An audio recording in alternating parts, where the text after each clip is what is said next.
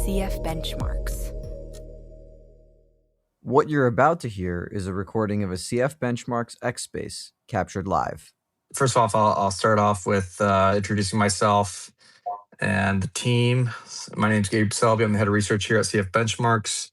We, of course, are the leading index provider in the digital asset space. We currently reference a little over $100 billion in assets under reference right now. Joining me today, we've got a few of our team members. We got Mark Pilipczuk, my fellow research analyst here at CF Benchmarks, Perfumo, the chief economist at Kraken, and Cristian, Isac, senior product manager at CFB. Welcome, gentlemen. Hey, guys. Hey, good to be here. So I really have a lot to cover, and we kind of have an outline agenda, but this is obviously going to be much more of a just a discussion, really, what's going on in the markets. And so it's been just over a month since Operation Epic Fury kicked off, which I think brought a lot of uncertainty, a lot of geopolitical risks that we really haven't seen in a few years into the markets. And I'm curious kind of just to get the conversation going. What are some of the things that have surprised you? What are some of the things that haven't surprised you? And Tomas, maybe I'll start with you if you want to just share your thoughts of how markets have been behaving lately, like the past 3 to 4 weeks, let's say. Yeah, I mean, I think the markets have been behaving very rationally in the sense that it's a very volatile condition. I personally think that things have gone probably as well as they could go, because the worst case outcome would have been a prolonged situation where it wasn't really clear that there was a path to like de-escalation, or that objectives were substantially left incomplete. I know there's an address tonight from the president about the next steps, and the rumor is that there's going to be a path towards ending the conflict in the next few weeks because of the view that substantially most of the objectives are complete.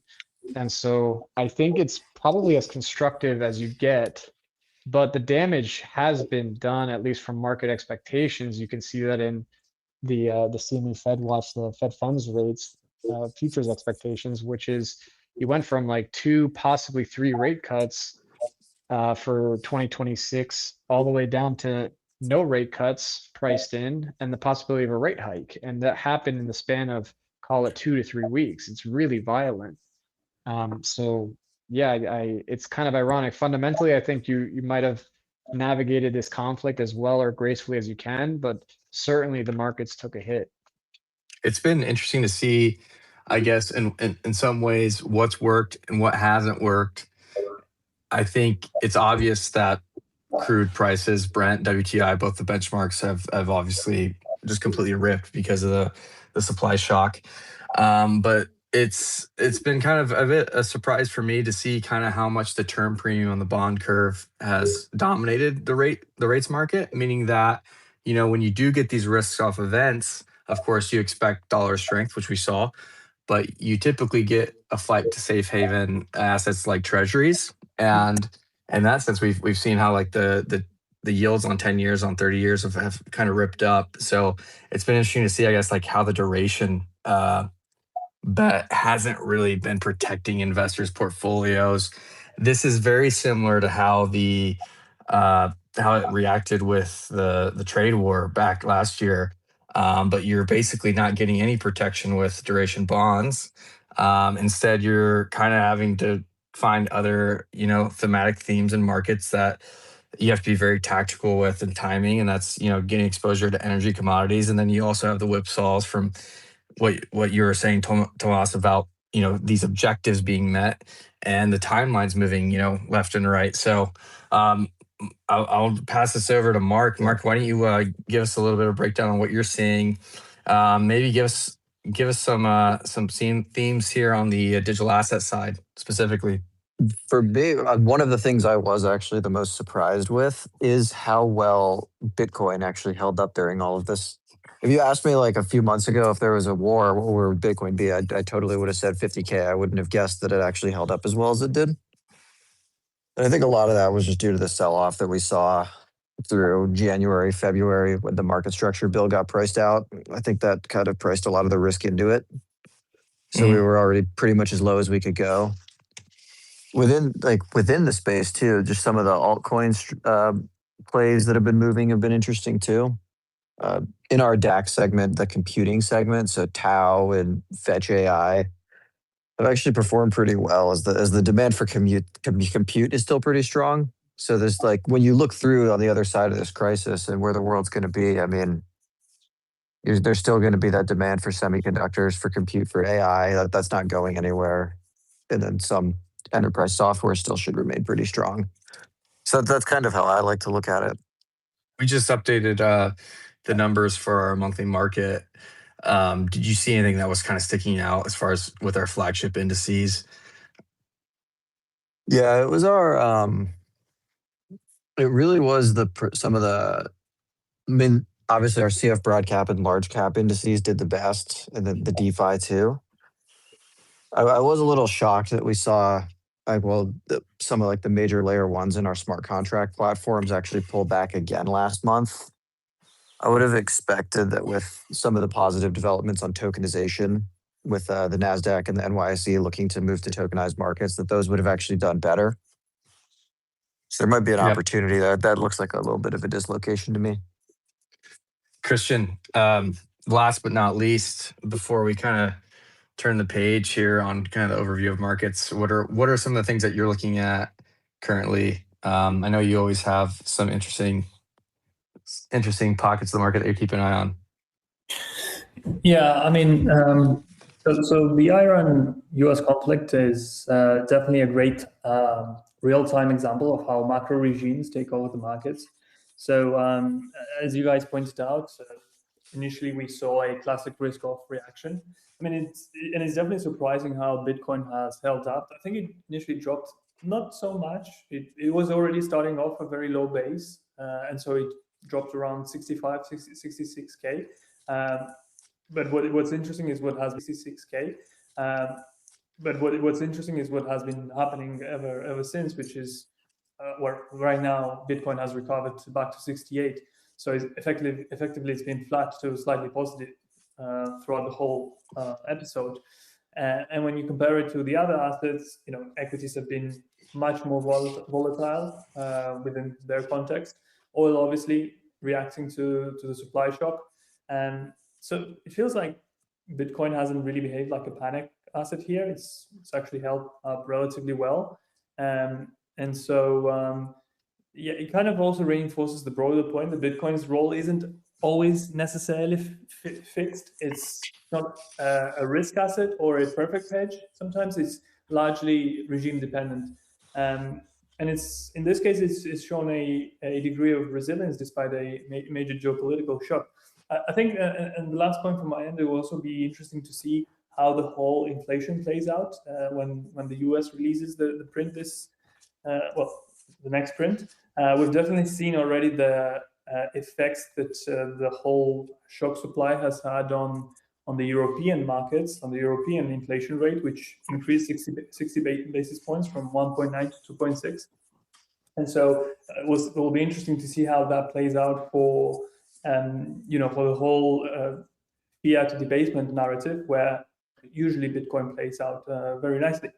So that's kind of my take so far. That's pretty key. And alongside, I think, inflation prints, we're going to get the NFP figure on Friday. I am expecting, or I'm being told, that this is probably going to be a rebound figure from, of course, the February print, which was a deeply negative number. I think like minus 90,000 jobs. And that's the reason why I bring this up, is because that is kind of like the other side of the equation here for the Fed. You've got the inflation side, then you've got the mandate for max employment. The catch up really stems from a lot of the labor strikes that are ending. So last February, we saw a lot of the strike data, healthcare strikes, bleeding into the number, along with some bad weather. That's of course reversed. So we expect to kind of see a catch up there. This kind of, I want to shoot this over to Tomas, because he's been doing a lot of work with kind of like the Fed impulse and kind of what should they do versus what they're actually likely to do. Tomas, can you kind of just walk us through how this supply shock, you kind of alluded to the Fed futures pricing out a lot of this, but is the Fed going to be looking at the futures market, or do they have another ability to kind of maybe ask themselves that this is, of course, could be transitory and ultimately could actually weaken aggregate demand and I guess kind of reduce inflation in the long run if that's the case. What are you seeing? Yeah, I think that what the market is doing is it's kind of pricing in this view that for certain the Fed over the last several years has been very reactive to data. So it's kind of like they're looking at, in some cases, lagging indicators with some theories around future with respect to labor market and inflation. And they've been very consistent around being this like data-driven enterprise in setting policy and kind of tweaking policy here and there. And it's, I think this situation around the potential inflationary shock in the near term, you heard Jay Powell say in the press conference that historically the Fed has always looked through these kind of like supply shocks because the idea is that these are transitory, and so you don't want to make monetary policy decisions which are sometimes take months to really take effect. You don't want to necessarily move in concert with something like that. You'd rather just wait it out. But it doesn't help the situation, and I think it further complicates the thesis that the Fed had, which was wait until the middle of this year so that you at least had a full year to lap through the tariff impact from last year. And I think the muddied picture just makes it very difficult for the Fed to do anything policy wise because it's hard to see like what is really impacted by tariffs or oil or the connection between the two or geopolitical conflict. And it just kind of paralyzes them, in my opinion, especially when you have a conflicting issue between inflation and softening labor market. And so I think that's what the market is saying is basically we've had a reactive Fed and the current situation forces them to remain reactive. And the balance between inflation and labor suggests that we need to be more cautious about inflation than we do about labor market. And the only thing that changes these expectations, in my view, would be whether you're going to make a big bet on regime shift at the U.S. Fed in terms of Yeah, leadership and whether that changes policy dynamic. that's kind of exactly where I wanted to go to next. So we have Jerome Powell's term officially ending May 15th, I believe. Kevin Warsh has been nominated, but he has to go through the hearings. Where are we at with that? What's the latest with that? And after that, maybe we can go into what would he need to, like, what would the Fed need to be in terms of composition, in terms of how these voting members react for a DJT dovish Fed to actually come in and start lowering rates and looking back to the labor market over the inflation picture. Yeah, so where are we right now? Kevin Warsh was formally nominated at the beginning of March.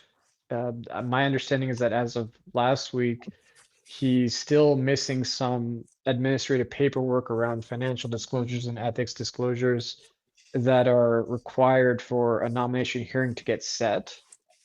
That's interesting. The Yeah. earliest that could happen is probably in 2 weeks because the Congress is in recess right now. Obviously, you want to do this sooner than later because, to your point, the term for Jay Powell ends in mid-May. But at the same time, just note that Jay Powell's made it clear that if there's no nomination or successor that's been nominated by the time that rolls around, he's still going to remain as chair. It's not like it's going to be an empty seat. But yeah, logistically, the nomination hearing, my guess is that it happens sometime in April. But there are some steps logistically and then politically that need to go through. But it'll be the first time that he speaks really around this publicly. I don't think he's going to say anything shocking because the goal is to get nominated right now, but he might drop something that's interesting. So I'm all ears on that. As far as the voting dynamic, it's important to note that the chair of the Federal Reserve has a very important position. They set the agenda. They determine what gets voted on in the first place. So they are very influential. I do think that the Fed right now is pretty balanced, but it is in conflict in the sense that there is a lot of dissenting votes as of late. And there isn't like a crisis for them to really react and build consensus around right now. And so my suspicion is that if he did want to wholesale shift Federal Reserve policy, he probably does have on balance enough votes to get it done. But it's a bit complicated with the situation with whether Jay Powell stays on the board or not, and whether there are some, let's call it like neutral members of the Federal Reserve voting committee that would be able to support or have the stomach to support some kind of like big shift and take a risk on inflation. I think there's also a bit of the unknown with the investigation with into Jerome Powell that the president started, and how that's I think kind of positioned voting members on the committee to, explicitly withdraw any sort of support for any sort of new nominee until this thing gets settled, right? And so that's definitely something that I guess just is another unknown in this whole piece. And one thing that I thought was kind of interesting is that in the January meeting, we saw two dissents. To your point, we've seen a lot of dissents, but we saw, I think, Myron and we saw Waller both dissent.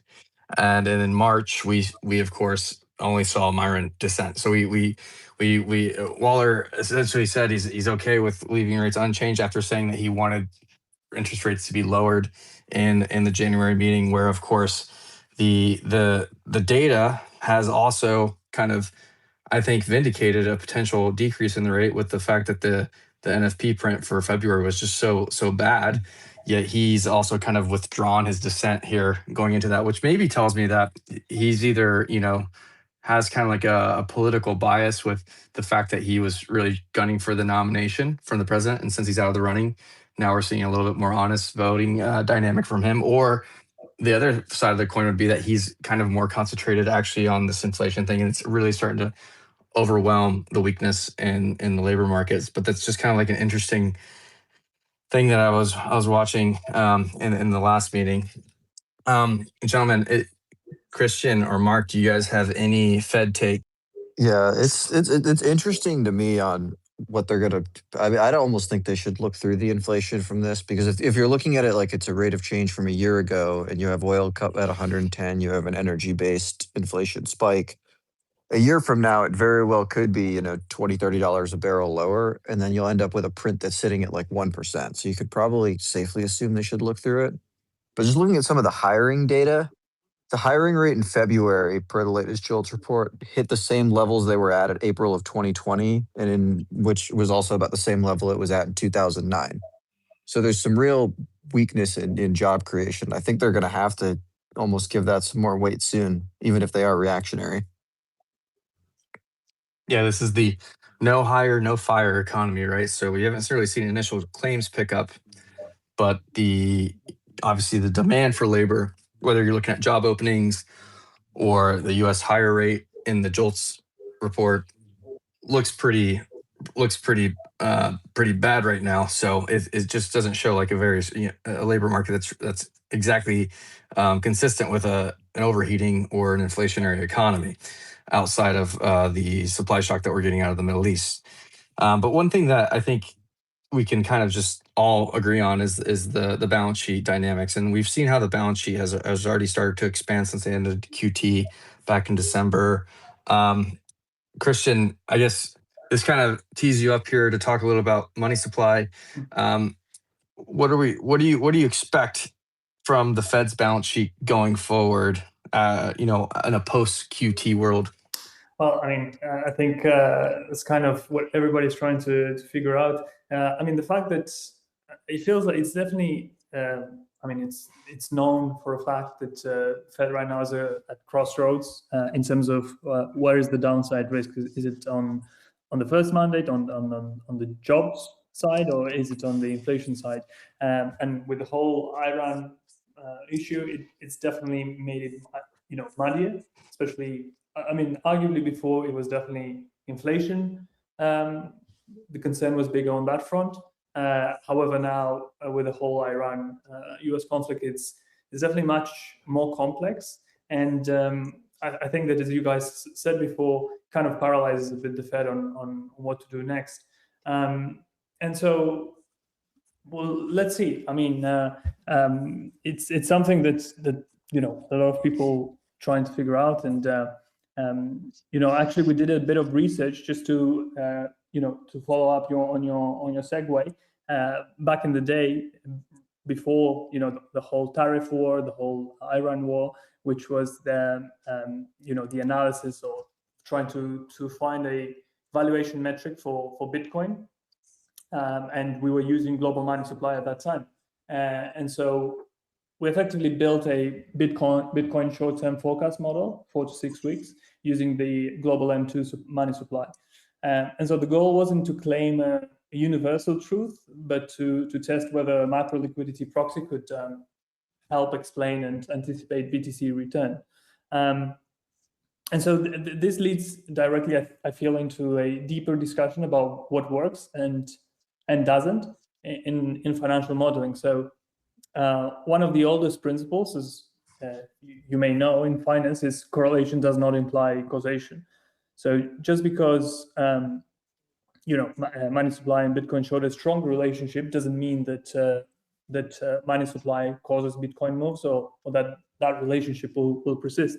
So the problem becomes much worse when forecasting forward returns. So explaining past or contemporaneous returns, somewhat tractable. Predicting future returns, well, essentially the holy grail. And in TradFi, you know, we've had some success with factor models, including style factors, macro factors. Even in crypto, at CF Benchmarks, we have our own factor model, which explains a great lot of variation in crypto returns. And so they're pretty good at explaining returns in the past or present. But when it comes to future returns, you know, short-term, almost no reliable success. Pretty much it's the same story for medium term, and long-term some signal exists. So the classic example is the PE ratio, where, you know, low valuation tend to imply high forward 10-year returns, and high valuations lower forward returns. I mean, there's this plot that I think everybody's seen, that if you do this plot of PE ratios against the 10-year forward returns, you see an almost perfect linear declining relationship. And so this is one of the few areas of with robust empirical support. But you know, the real nuance is causal relationships. You know, long term, as I just pointed out, I think it's very, very hard to prove. But when it comes to, they do exist when you look at specific regimes. So the mistake is assuming that a factor works across all environments.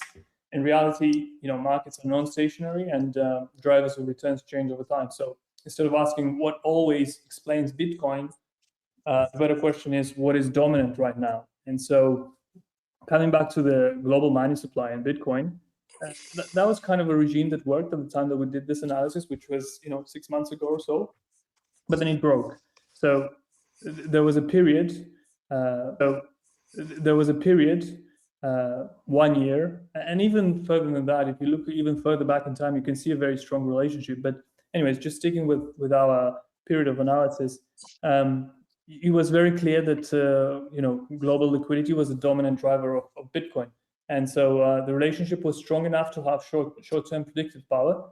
But like most factors, it decayed and broke down. So that's not really failure. That's just normal behavior of financial system. Signal, sorry.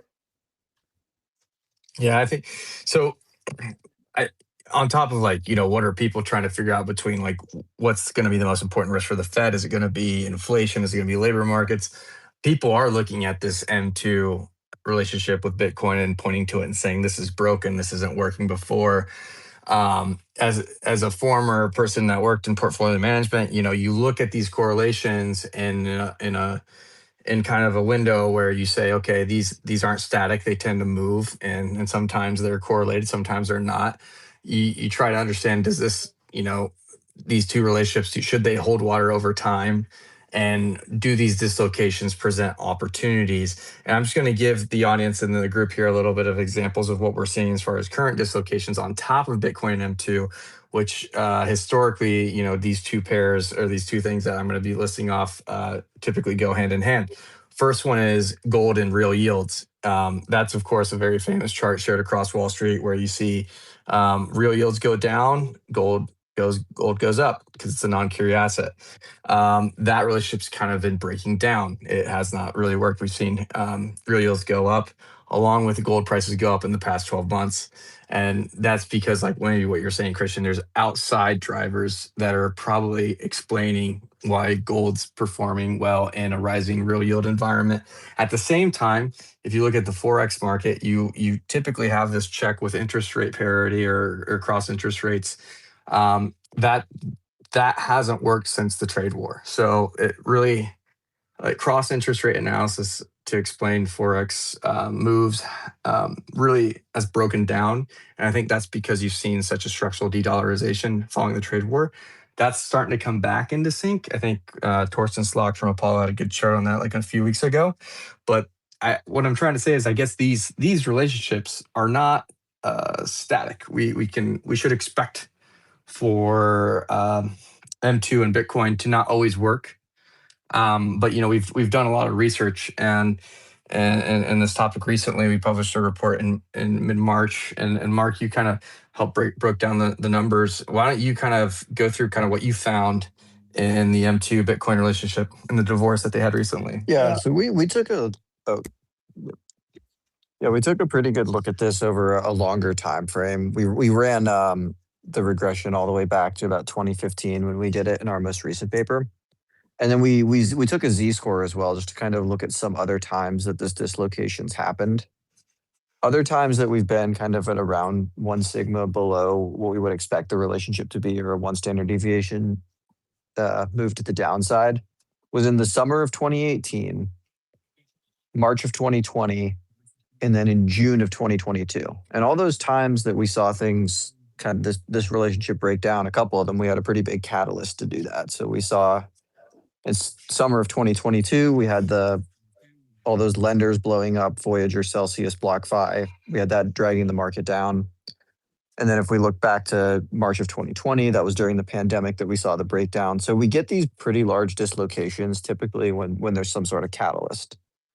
So the most recent move to the downside in terms of valuation or dislocation really started to roll over back in October, and it's just been trending down ever since. So after the 1010 liquidation, we saw it kind of kick off.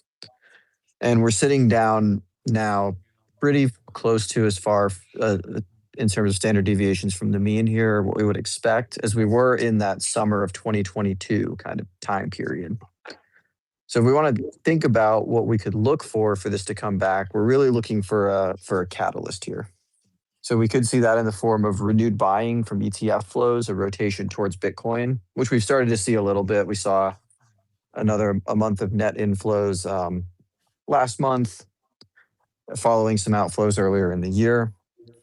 And then the other thing that we're really going to be watching is some of that monetary policy dynamics with the Fed. We're going to be really looking at the balance sheet.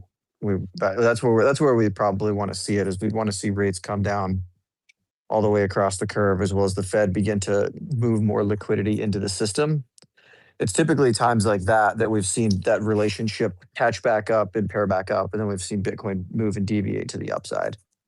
As far as how far down we are right now, just to give you an idea, when we first deviated to the downside back in October, our fair value based on our model was sitting at around 150,000 when Bitcoin was 126. M2 has done nothing but expand since then. So our fair value is sitting closer to 200,000 right now if we look out on a 3-month lead here. So there is still like a good amount of room for a catch up. And the further these deviations go, sometimes the less of a catalyst you need. Yeah. I mean, I think also that even if M2 no longer explains short-term moves, at least for this specific regime, it may still carry long-term information. So if Bitcoin is far below where M2 or what M2 would imply, that could actually signal very heavy undervaluation.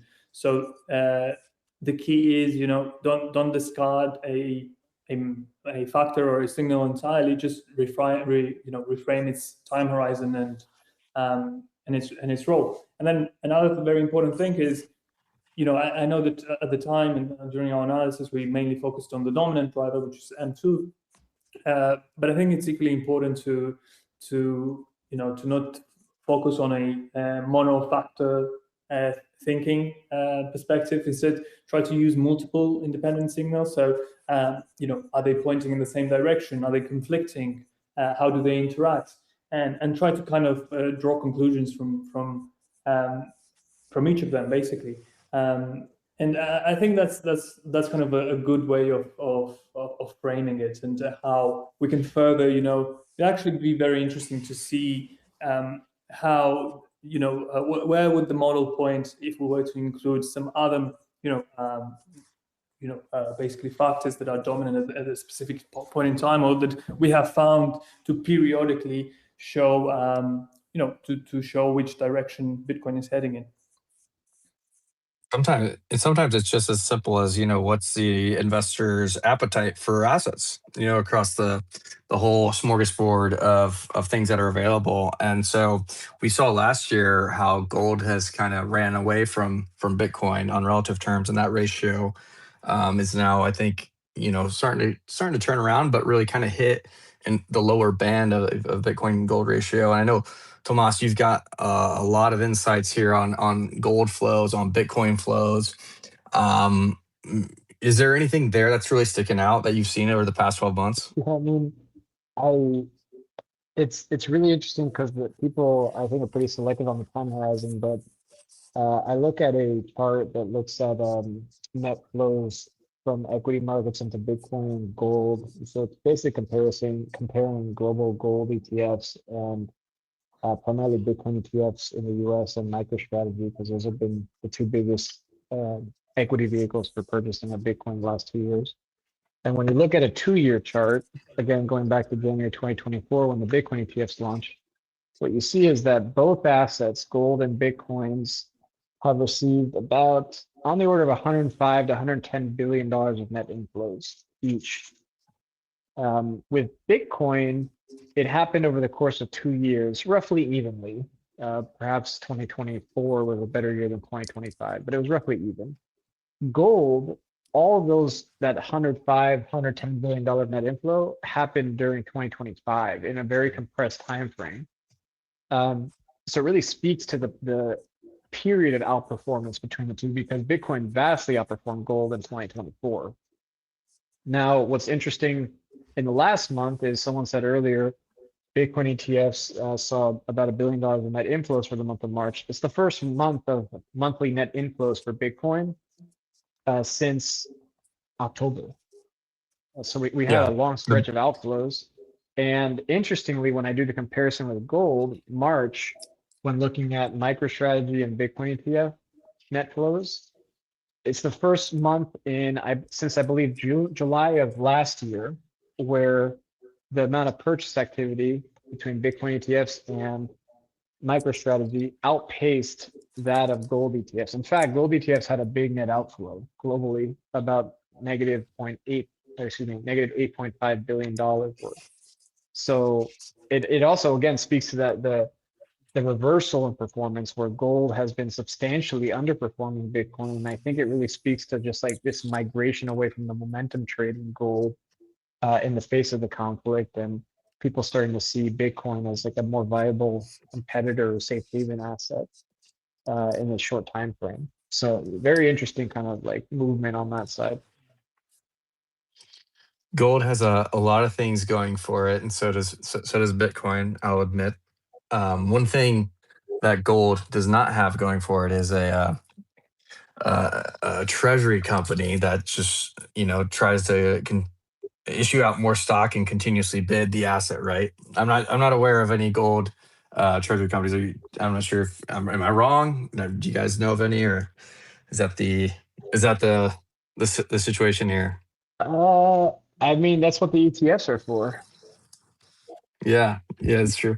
Well, no, I guess what I was trying to kind of jump over to is kind of talking a little bit about the elephant in the room when we talk about digital asset treasury companies, which is MicroStrategy, and this kind of ties into, I think, our previous discussion about correlations, because what we're seeing, I think, is a lot of appetite for preferred shares on MicroStrategy. And I think if I wanted to kind of sell this as a portfolio manager, I would say, here's the way to kind of get exposure to Bitcoin in a different way. You can create a yield bearing asset, right, on Bitcoin, and theoretically it prices a little bit differently, might not have the same volatility of the plus 2, 3, 4, plus or minus 2, 3, 4, 5% each day. And really, these kind of preferred shares have kind of, I think, been astounding to see how much appetite there is.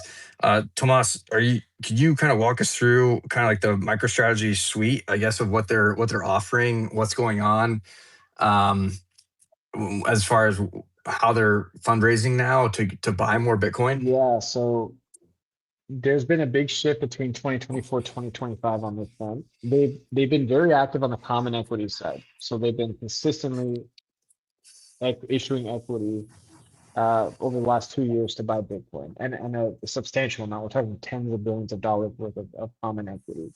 So that hasn't changed. What has changed on the common equity side is that around this time last year, they were trading at something on the order of like a 2 times price to NAV premium, whereas now they're closer to 1.25.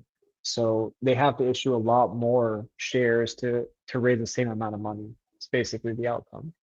Now on the credit side, there has been a big shift. In 2024, they were very heavily continuing to raise convertible debt. And it was in 2025 that they issued, I think it's 4 or 5 different series of preferred shares, including this one called Stretch or STRC, which is the popular one. It's a variable rate preferred that tries to pin to a price of $100 par value. And that's been their biggest fundraising vehicle outside of the common equity. So they've raised about, I think, over $2 billion year to date from the preferred equity. And to your point, it's an interesting product because it's tied to Bitcoin collateral, but with almost none of the correlation. Like if you look at a historical chart, it's been very, very stable around this $100 level. And I know people are really interested in it because of the high yield it offers. It's like effectively 11.5% and tax deferred because of how it's structured. So it's become this kind of like hot product, certainly. But I do want to highlight that they still issue quite a bit of common equity as well, even today. I guess the natural question to ask is, is this sustainable? And I'd be curious to get everyone's opinion here. Mark, what's your take on sustaining 11.5% dividend yields? I mean, it's tough to say. It's tough to say. I mean, I guess it all does come down to demand for all this stuff, right? For how much capital they can raise and what they can use to pay out. I guess the tricky part is Bitcoin's a non-carry asset. So they don't have the ability of some of the other digital asset treasuries. Like if you look at Bitminer, they could stake all that ETH, billions of dollars, and generate a few $100 million in cash flow that could help them out. They get into a pinch. One thing I've actually been thinking of on all of this when we talk about MicroStrategy is actually its NAV premium and some of the other treasury with respect to some of the other treasury companies. Because I know MSTR still has a slight premium to it. But I've seen some of these other ones start to get beaten down almost to the point where they're trading at a discount. And what I'm wondering is, will we see, say there's a company trading at 0.8 and MSTR is at 1.2, could we start to see MSTR issue equity to acquire at a slight premium some of these guys that are trading at discounts? That's interesting. Yeah, so like acquire Bitcoin on the cheap and to see if there's a way to do that without having to go, on the market and try to buy this OTC. I mean, it is possible. I think, and these transactions, because they're typically stock for stock, or at least they can be structured that way, are also tax free. And so, at least in the US market.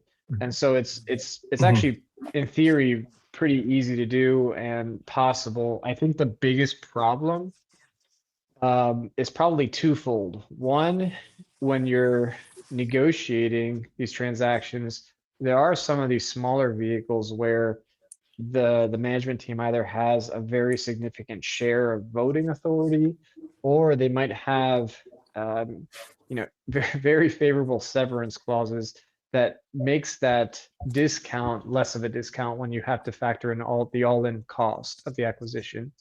And secondly, that's also relevant to think about is to the extent that you do these M&A transactions, like does that for some reason create a prohibition where MicroStrategy can no longer like fundraise while they're in negotiation, which slows down their purchasing activity. So there's kind of very interesting dynamics outside of like the theoretical possibility of consolidation with these entities. Did they position themselves to like these smaller ones? Did they position these smaller ones? Did they position themselves intentionally to kind of prevent like a hostile takeover in that case, like preemptively?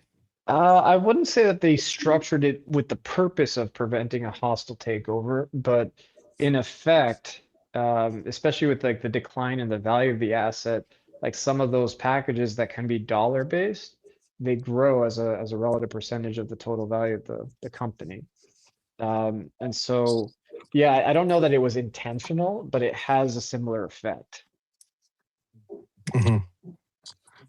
Cristian, I know you're wanting to jump in here. Yeah, I mean, I'm just kind of going a bit back to basics and what it means, for basically TradFi investors, for crypto investors, and the structure is definitely something. It is very, very interesting because it really sits somewhere between traditional structured products and crypto native exposure. So it feels like you're essentially packaging Bitcoin exposure with a structured payoff. And that often introduce things like caps, or in this case yield overlays. The 11.5% yield it definitely sounds like something very, very appealing, and the base appeal is also very clear. I think that for institutional or conservative capital, it's a way to access Bitcoin without the full volatility exposure. Of course, now you've got a bit more competition because you have BlackRock's Bitcoin, but that gives you the actual full exposure. But with MicroStrategy, just it feels like you effectively financializing Bitcoin risk into something more TradFi friendly, and the trade-off is just as important. I mean, I think that's for crypto natives, Bitcoin's biggest feature is you have this massive upside, but with kind of this products, it feels like you often dilute that. So I guess it really depends on the investor. If you wanna have pure exposure, just hold Bitcoin. Either BlackRock's or spot.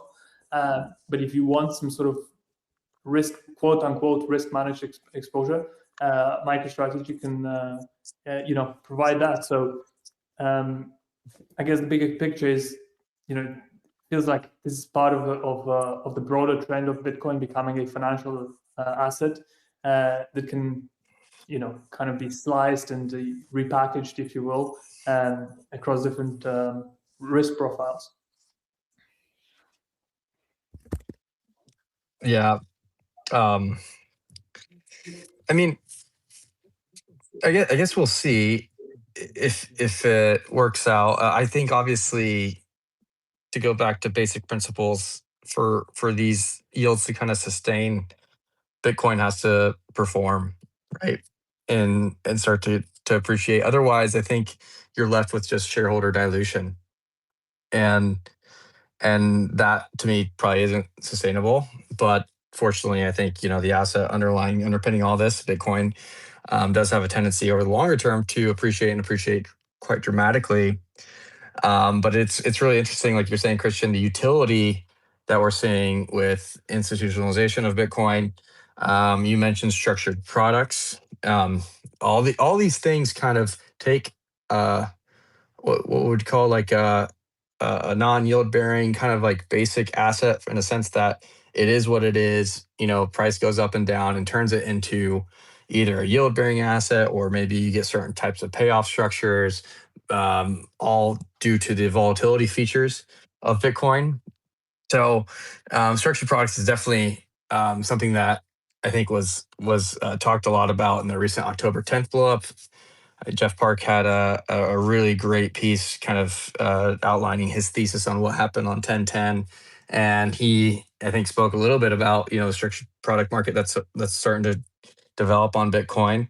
I anecdotally have friends in the industry that are, looking at these products that are coming out of the big banks.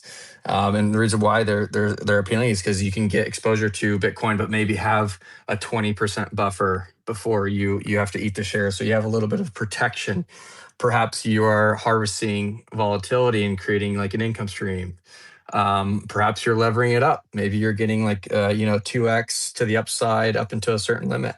There's all sorts of creative ways that you can structure something on Bitcoin with options, and I think this is just the beginning. But guys, I think I'd be curious to get your guys' opinion on how this is kind of changing market dynamics. I know we do a lot of work here on options volatility, so I'm not sure, Mark or Cristian, if you want to jump in and kind of see what, or tell the audience kind of what you're seeing change so far with how implied volatility is being priced currently on Bitcoin. I mean, it is noticeably higher than it used to be for the last year or so. We've tracked it pretty closely with our BVX, our Bitcoin Vol Index. What we'd seen until October 10th was that Bitcoin volatility grind down into the 20-30% range, which is, I mean, that's pretty low. I mean, it was starting to close in on the equity markets at the rate it was going. I mean, through February 5th, we saw that pick back up to that 50, 60, 70 level that we were sitting at last summer. But I mean, it creates interesting opportunities if you're an option seller trying to generate yield in this market, if you're willing to accept the capped upside.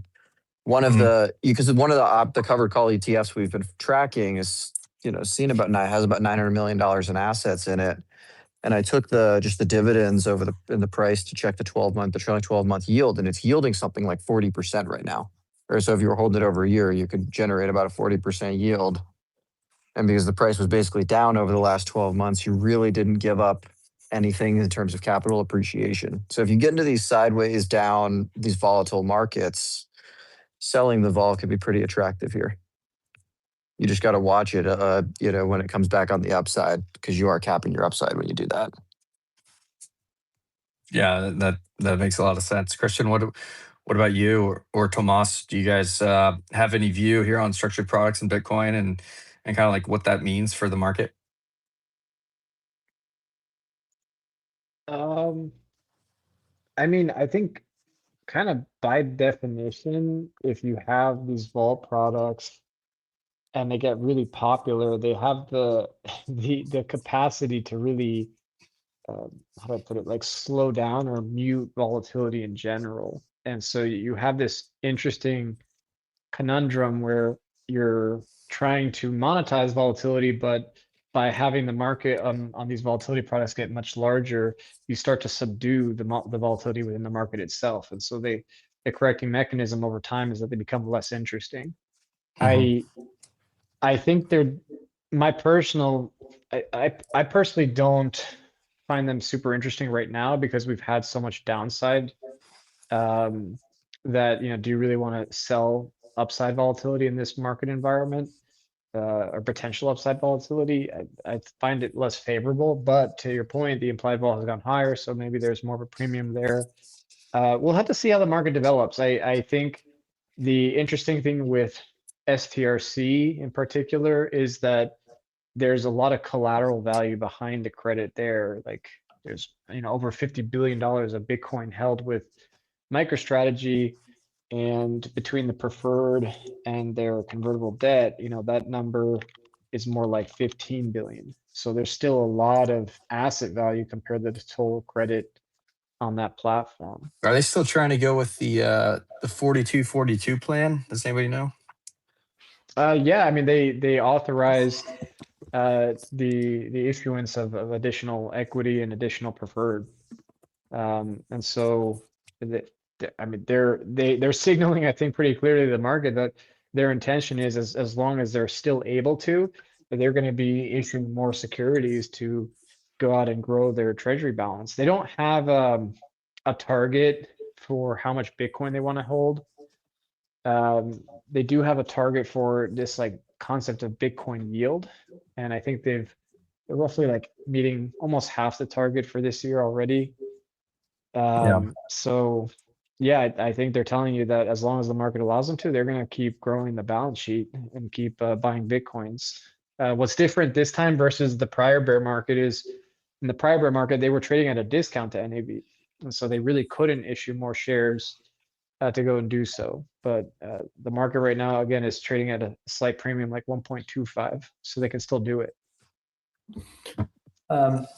Yeah, my 2 cents. I was just looking at our Bitcoin volatility index, and it's currently, I think maybe Mark, you mentioned it, currently around 53, which is moderate implied volatility regime for Bitcoin, I would say. I mean, I guess just to put it in context, I'm looking here at a massive spike a few days back. So it's definitely not a panic. You typically see, 70 or above 70 in a stress market, but it's also not complacency, so not the low 30s or the like. So feels like what the options market is telling you right now is kind of expect a bit of meaningful movement, but not extreme conditions. And that kind of actually fits pretty well what we've been seeing. The macro uncertainty as a result of the Iran-US conflict, but not full-blown dislocation, because as we discussed earlier, Bitcoin has been holding its ground pretty remarkably. And maybe just just to get to your point very briefly on structured products. I mean, at a high level, I think it was a few months back that this was getting a bit more of a media attention, and it was mostly revolving around combinations of spot plus options, and basically repackaged into simple payoffs. So you have already, I think, a couple of products a couple of covered call products from different issuers. So, I mean, as you guys know, you hold BTC or ETH, and you sell upside calls against it. So again, you kind of just earning that fixed yield, but you cap your upside. So it feels a bit also like sort of MicroStrategy. And I think it was Morgan Stanley that issued some more complex structured products that involved zero coupon bonds, selling puts and calls and so on. But yeah, it definitely feels like sort of something that is definitely undergoing and developing further. Oh, anecdotally, I was just in New York for DAS, and we've had a lot of constructive meetings with clients and partners or prospects over the past week, and it just feels like the institutions are really coming in strong this year, despite the price action, despite the sentiment that you're getting on crypto Twitter. There's just a lot of interest, right? From either the major Wall Street bulge brackets to the major asset managers. They're all looking to either assemble teams or build out existing teams, build out existing products. So a lot's happening. And, there's definitely a lot of interest, I think, in volatility and volatility products. We've seen, I think, a lot of volatility ETFs on Bitcoin. Those have kind of been filed recently. And to me, it seems like it's not a matter of if, but a matter of when. And Cristian, to your point, when we were talking about the BVX index, the Bitcoin volatility index that we've built here using CME options as the input for data, these regulated options, it tends to serve quite well for these structured product desks who are looking to have more of like a one-stop shop Vega hedge vehicle, right? So if you think about running your options book on a desk, and whether you are sometimes a little bit underexposed or overexposed to Vega because of the options that you're either buying or selling, there needs to be a product or solution for these types of institutional players to hedge that Vega risk out. And it's really exciting to see that the appetite is really there. So it's something to kind of keep an eye on, I think, in the next few months. looking at the clock, it looks like we're running out of time. I'm not sure if there's any final areas that you guys want to cover before we wrap things up for our first CF Benchmarks live space. I think we pretty much covered everything. Yeah. Well, if that's the case, I thank you all for joining. It's a real pleasure. Please be on the lookout. We're going to be publishing our latest monthly market recap today, and Mark and I, and actually Tomas is also a contributor here on our quarterly market outlook, where we're going to talk about all of our secular themes and also give our take on what's happening in the macro space, which is frankly quite a lot. So be on the lookout for that. And as always, trade safe. And we'll see you next time. Thank you. Thank All right, you. thanks, guys. Thank you.